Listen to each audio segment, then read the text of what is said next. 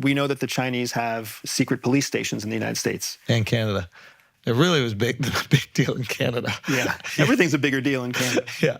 Maple syrup's a bigger deal in Canada. Yeah. But and they do that because at the core of the Chinese experience, like we talked about the American experience, at the core of the Chinese experience, you are Chinese first. That's ideology that we're talking about.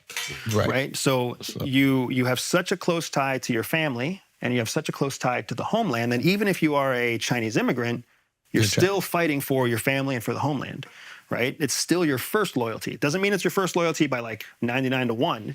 It could be 60-40, but it's still your first loyalty. And you are oftentimes responsible for caring for the older generation. So your revenue, your money is actually going back to China to take care of your parents until you can bring them to the United States.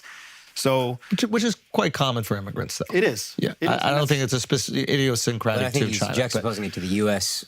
ideology, which is self-first, I would assume. Correct. In the United States, mom and dad have a retirement fund, and they have Social Security, and they save their own 401k. Right. And if they didn't, well, why the hell didn't you do that, mom and dad? That's on you. Yeah. Like now you're draining on me. How does it feel that the grandkids are eating ramen because you can't pay your diabetes bill or whatever it is, right? Like that's a whole different mindset in the United States. Yeah. So stuff like secret police stations that are not sanctioned, the incredible amount of Chinese intelligence collection that happens here. In the last week before coming here, we had a military person, a U.S. military officer, U.S. military enlisted person get arrested for Chinese espionage. We had Google, a technician at Google got arrested for Chinese espionage. Wow. Right? So the Chinese are actually actively recruiting from our tech sector and from our military. And that's just in the last 7 days. When you look at the prosecuted cases of Chinese espionage in the United States over the last 5 years, it's record-breaking. More intelligence espionage case arrests, just arrests, than ever before.